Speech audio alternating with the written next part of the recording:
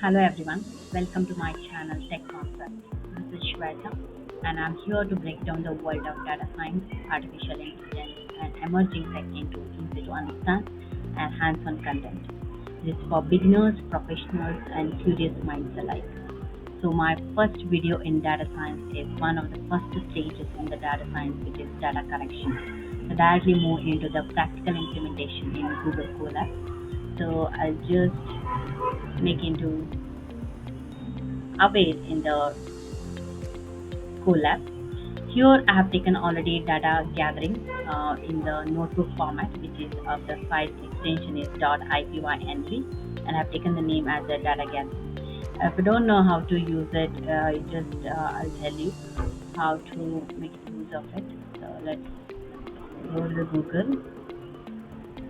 Just type Google Colab, yeah, like this, and go to the welcome to Colab. If you already have an account, that's well and fine. If you don't have, just create an account, and it's similar to sign up of Gmail. And then after creating, you can create a notebook of Python illustrator. Then you can make your Python script like similar way of Python program. So I already have a demo notebook in the Colab, so I'll just open that.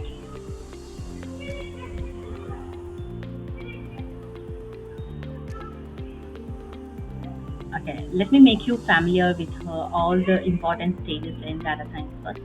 So first one is understanding the problem with respect to the different business. And then after understanding the problem of the business, we have to select the data which is required, which we call it the data gathering. And once we have gathered, we have to understand the data. And then we have to clean the data if something is missed out, and we have to pre-process it. Then we have to go for visualization, that is exploratory data analysis, and then feature engineering, building a model, evaluating the model, then tuning the model, deployment, and then maintenance and monitoring, and then last is reporting and also making a good insight for the clients. So in that first stage is data collection in the Python environment we are doing. So let's come to the first stage in data science, which is data gathering. So I want to give you a brief about web scraping. So that is one of the important methods you can scrap the data from the web.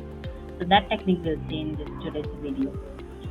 So here we need important two libraries. One is a request, which is hypertext transfer protocol library, which requests an HTTP library which is written in Python to get usage of the web page information. And to use that, we have to use the import method, that is import space request, to send the HTTP request to the web page, whatever link we are using of the web. And then to scrap it, to extract the data from the web, we are using Beautiful Soup. This is the important library. It's the rich library what we call to parse the HTML content. Okay, so import the Beautiful Soup. We are using it from VS4 module. So for that we are writing from VS4 import Beautiful Soup. Okay, and I want to pass information from the one of the link, web link, that is course.toscrap.com. This one.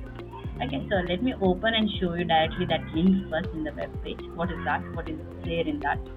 Okay, so course.toscrap.com is having some of the codes important. So I want to scrap first five codes from this web page. The words as we have created, it is the process of our thinking, and it is our choices, Harry, that shows what we truly are far more than our abilities. Like that, first five codes. There are many more. So I just want to showcase a demo for web scrapping. So I'll just take the URL now. Okay, URL is uniform resource locator, which is a link of web page. So that I'm making one variable assigning to the link of our web page as it is. So to scrap it.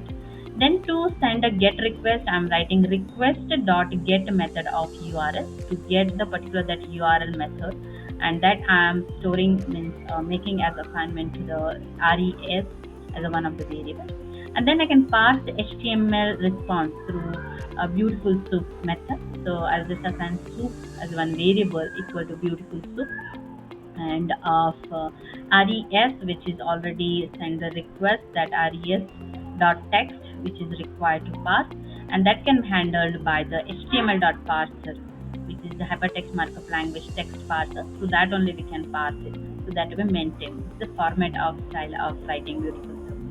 Then I have to find all the codes with the help of find all method. So I'll just make a codes equal to soup, which is already a scrapped one, and that soup dot find all method of span with a class as a text. Class can be written with a class underscore equal to text, the format of the writing method in Python. Okay. Then just print it with the print function as printing with the double quotes for writing the string, web scrapping quotes. And I want to print first five quotes, so I'll just take a for loop. Five times it has to be printed. So for q in quotes of within a range, first is nothing means it starts from the first index. Colon five means first five quotes.